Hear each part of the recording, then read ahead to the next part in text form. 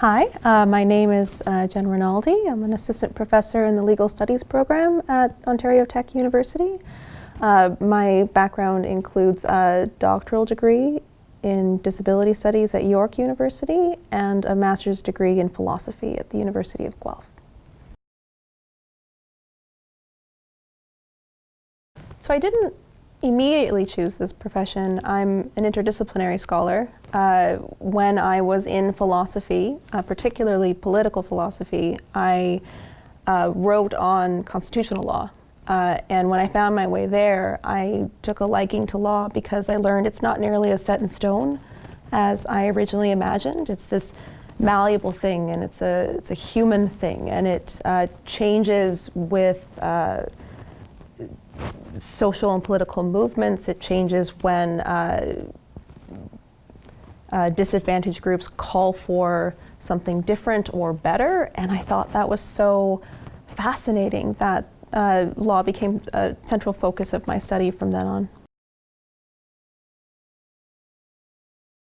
Yeah, I've been involved in a project for a number of years called the Recounting Huronia Collective. I'm a member alongside academics, artists, and survivors of the Huronia Regional Centre, which was an institution in Orillia, Ontario that housed persons with intellectual disability diagnoses until 2009.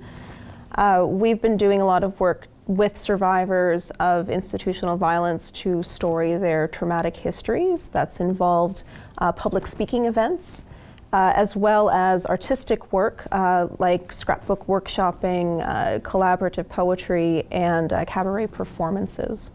The other constellation of projects I've been affiliated with in recent years includes a lot of digital storytelling or multimedia artistic work with mad, fat, and queer and trans folks who are engaging in work on how their bodies are regarded and policed and how they navigate cultural expectations around their bodies.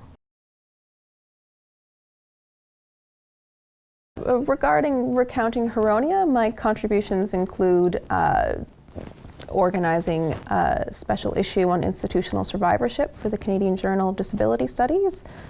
We have a book out. Myself and Kate Rossiter wrote on institutional violence. The book is called Punishing Conditions.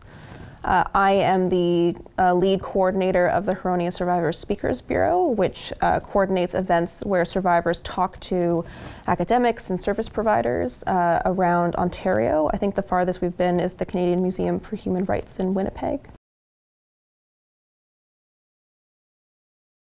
I think a key turning point for Recounting Huronia was rooted in the settlement for a class action suit that survivors brought against the government of Ontario for running the facility and for mismanaging it, leading to sexual and physical violence that survivors experienced while institutionalized.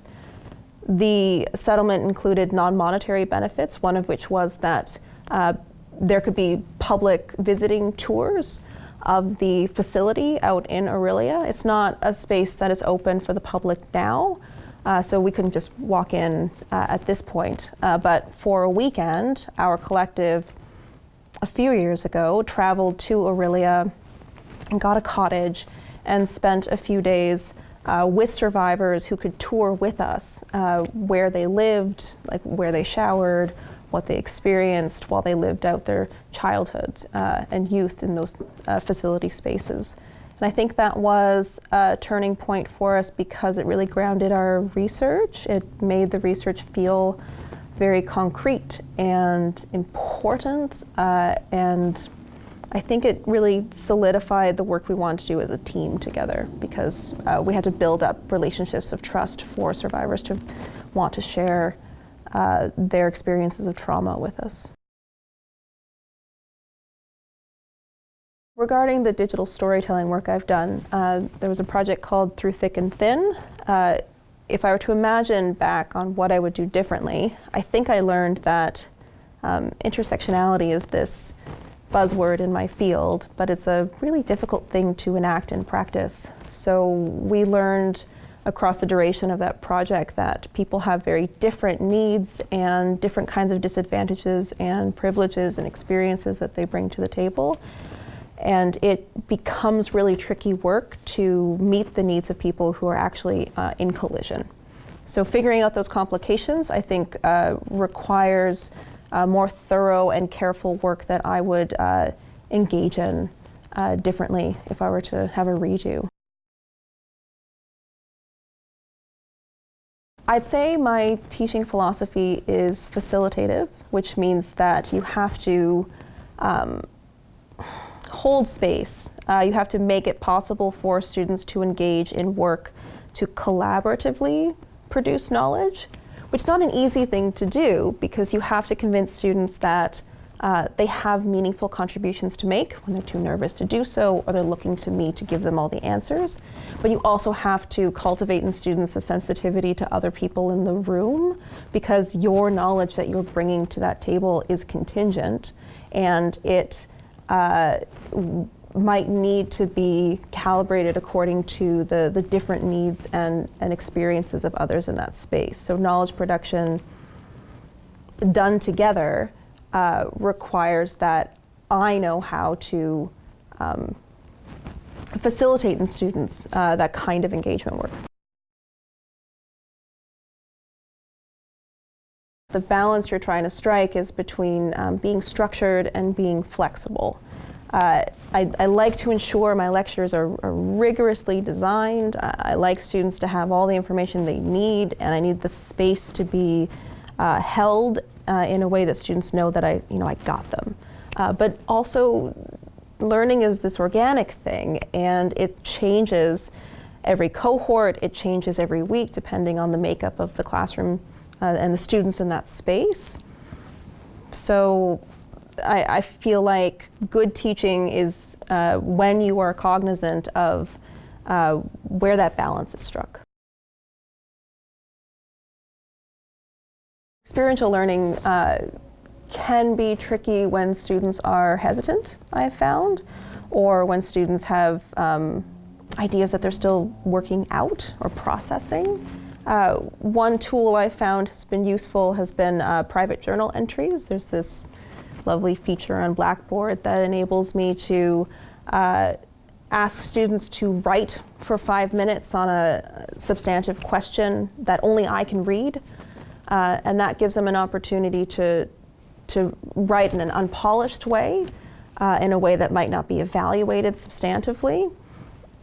It enables students to think about the thing they want to say before we get to open discussion, or if they don't want to say anything in open discussion, at least I have a sense of the pulse of the room because I can read back the things that students have said when they're not contributing orally. And I found that for, politically controversial topics, because I tend to teach those, students, when they are working out something, they can think it through before they speak. And I find that helps alleviate some of the tensions in the rooms. We don't get to fraught confrontations as frequently if students have really thought about the thing they want to contribute.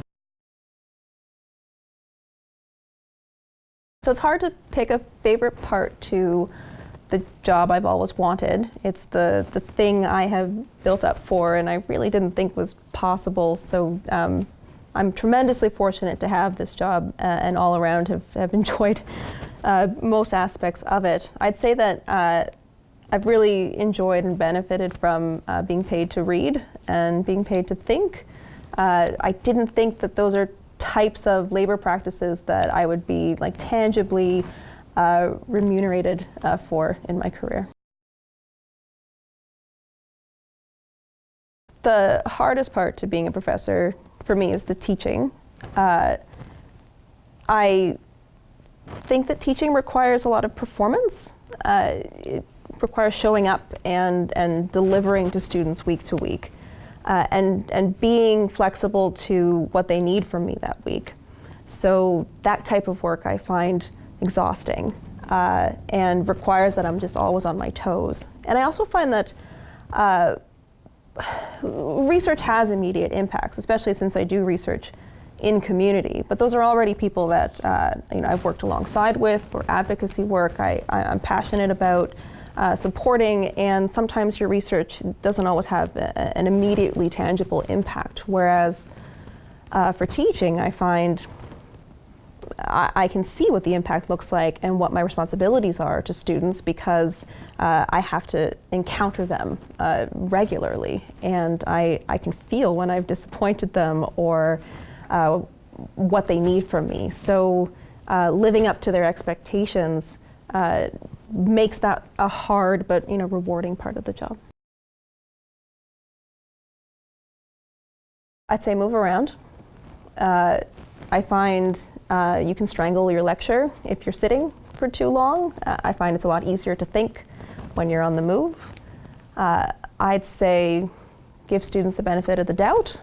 Some of them do have dead grandmothers and get into car accidents, and us questioning that or making fun of that or assuming the worst is going to hurt a student at some point in our careers if that's the position that we take when they come to us with their needs for accommodation support. And I suppose I'd say take risks. Once you find your groove, I have found that my best teaching experiences have involved some risk-taking, some effort to try something new and to do more maybe politically engaging work, something that's recent, something that you haven't tried before in terms of evaluative strategies. I think you get better payoffs if you don't stagnate with your teaching.